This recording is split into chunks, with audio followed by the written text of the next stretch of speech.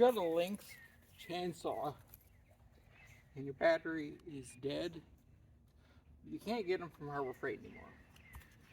So get a Lithelli, I guess.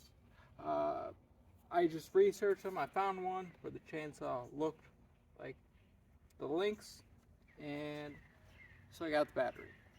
Turns out I had to sand off the bottom just a little bit,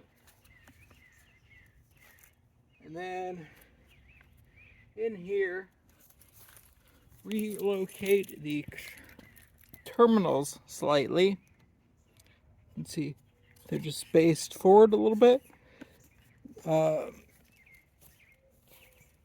then I get the Lithelli, push it in, doesn't click, but squeeze it right in tight. And it works.